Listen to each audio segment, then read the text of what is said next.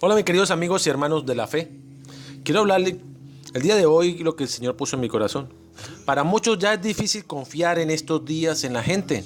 Desconfiamos del mecánico de nuestros coches, desconfiamos del cónyuge, desconfiamos hasta de nosotros mismos en muchos casos. Vivimos en un mundo de desconfianza, de engaño y de mentira. Sin embargo, hay un pasaje en la Biblia el cual nos habla bastante sobre la confianza que tenemos que tener en particular.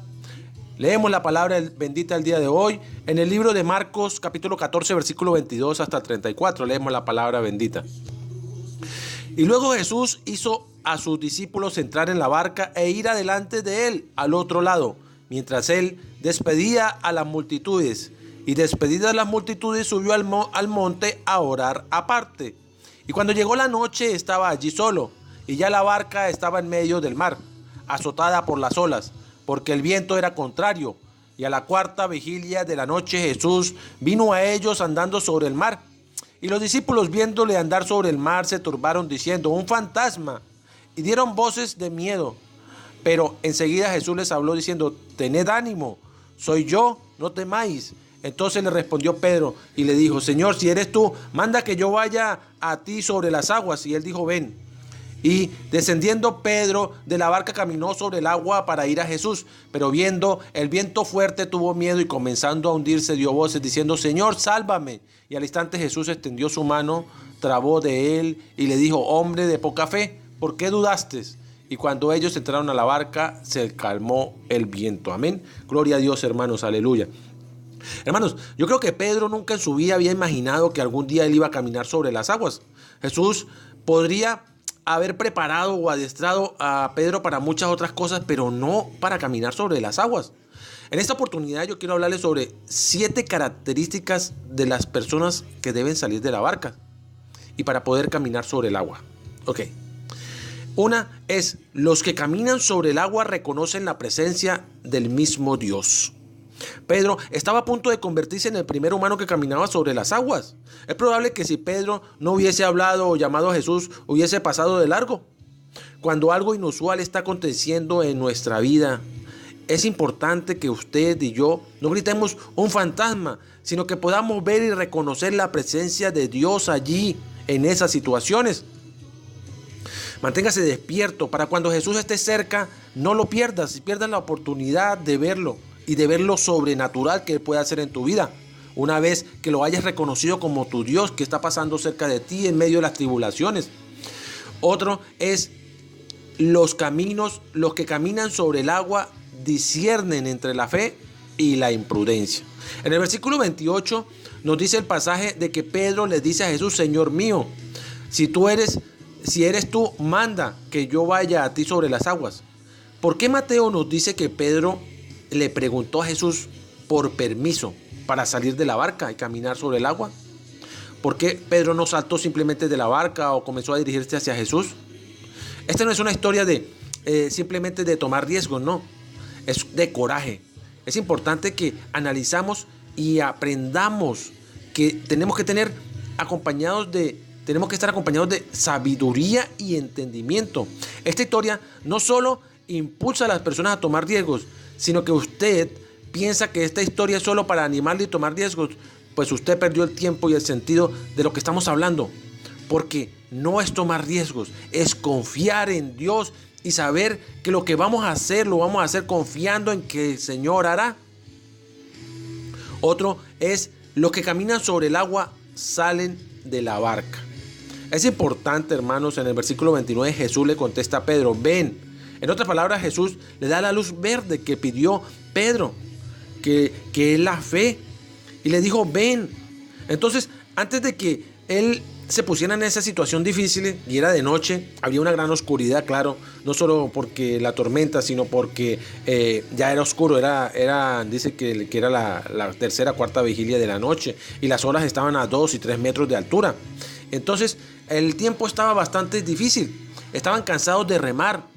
Ahora, póngase en la situación de Pedro. La barca era un lugar seguro. Al menos uno no se ahoga estando en una barca. Y el mar estaba bravo y las olas estaban altísimas. Y el viento estaba recio. Pero Pedro confió en el Señor, pues quería un encuentro íntimo con Él. Otro es, los que caminan sobre el agua se enfrentan a los problemas. Los once discípulos que se quedaron en la barca, por ello, nunca experimentaron lo que significa caminar sobre el agua. Pedro, al menos por un rato, estuvo en la gloria caminando sobre lo sobrenatural, en lo que físicamente no es posible por la ley de gravedad. Sin embargo, por un rato quitó sus ojos y se fijó en los problemas, en las olas, en la tormenta, y hubo momentos donde empezó a hundirse. ¿Qué riesgo hay en todo esto? Que si tomas muy apresuradamente las cosas en tus problemas y no fijan tus ojos en Jesucristo y te pones a ver los problemas y no miras lo que realmente tienes que mirar es Jesucristo en tu vida, ordenando tu vida y arreglándola, entonces vas a tener un problema. Y es importante que aprendan esto, hermanos. Con medio de los problemas tenemos que enfocar nuestra mirada en Cristo Jesús, que está en medio de todo, y no en los problemas que tenemos a nuestro alrededor, no las olas, no el viento, sino Jesús, y es hacia Él que caminamos. Si tienes problemas de alcohol, si tienes problemas de mentira, de infidelidad, de pornografía, si dices que es demasiado grande el problema y no buscas a Jesús, siempre estarás en la barca y nunca verás el progreso en tu vida. Tienes que salir de la barca y enfrentar tus problemas. Si nunca has hablado a alguien de tu fe en Cristo, siempre estarás en la barca. Nunca experimentarás el gozo de llevar a Jesucristo y de llevar a la gente a los pies de Cristo. El quinto es: los que caminan sobre el agua aceptan el temor como precio del crecimiento. Temor y crecimiento van de la mano, hermanos. En nuestra vida, si no tenemos un temor sano y santo, no llegaremos a caminar como debemos caminar. Tenemos que caminar como Pedro. Pedro por un momento dejó de fijar sus ojos en Cristo y comenzó a tambalear y a hundirse. Hay momentos cuando nosotros salimos de nuestra barca y decimos: esto es cosa fácil, todo me va bien, ya no necesito de Dios en mi vida. Y es precisamente en ese momento cuando caemos lo más profundo como nunca antes. Proverbios capítulo 3, versículos 5 y 8 dice que no nos fijemos de nuestra propia prudencia, sino que en Dios mismo, y que tengamos temor de Dios. Los que caminan sobre las aguas, hermanos, aceptan el temor como algo sano que les ayuda a crecer, porque no se apoyan en sí mismos, sino que se apoyan en Dios. La sexta es: los que caminan sobre el agua superan las fallas y los problemas. Una anécdota rápido que le cuento. Jonas Salk era un hombre que descubrió la vacuna de la poliomielitis. Este hombre, después de intentar 200 veces de tratar de conseguir la cura que afecta a muchos niños, lo pudo descubrir realmente después de 200 veces. Y después de esto pudo encontrar la cura real. A él se le preguntó al señor Jonas por qué había fallado 200 veces, y él dijo que no falló 200 veces, sino que tuvo 200 veces formas de no hacer una vacuna. De cada una de ellas aprendió algo hasta que llegó a la que tenía que llegar. Hermanos, y la séptima y última: los que caminan sobre el agua aprenden a esperar en el Señor. Esta historia no es solo una historia que resalta el riesgo de Pedro cuando salió de la barca, hermanos, no, y caminar sobre el agua en fe, sino también de aprender a esperar en paciencia. En Marcos capítulo 6, versículo 48 nos dice Marcos que Jesús estaba viéndoles desde lejos que remaban con gran fatiga. Es decir, Jesús sabía que ellos estaban siendo atribulados por la tormenta en el mar. Y no fue hasta ellos, sino hasta cuando era al menos las 4 de la mañana, como dice la cuarta vigilia. Uno se pregunta por qué Jesús no fue antes a ayudarlos, o inclusive siendo él que podía verlos, haber mandado que los vientos no soplasen más o calmase la tormenta. Pero nos dice que no fue así, sino que los discípulos estaban remando solos en alta mar y con gran fatiga. A veces se han preguntado por qué Dios, sabiendo que estás sufriendo, no te ayuda. ¿Por qué Dios no acude a tu ayuda cuando le oras y le pides que te ayude? La Biblia dice, hermanos: clama a mí, yo te responderé. También dice: todo lo que me pidas en oración te lo daré. Hay una clave que resalta esta historia que es importante: salir de la barca y caminar sobre el agua, esperar en el Señor. Todo es parte de un proceso de aprender y de madurar. ¿Sabe por qué es importante que Jesús no haya acudido inmediatamente junto a sus discípulos cuando estaban en apuros? Romanos capítulo 5, versículos 3 y 4 dice: y no solo estás, sino que también nos gloriamos en las tribulaciones, sabiendo que la tribulación produce paciencia, y la paciencia prueba, y la prueba esperanza.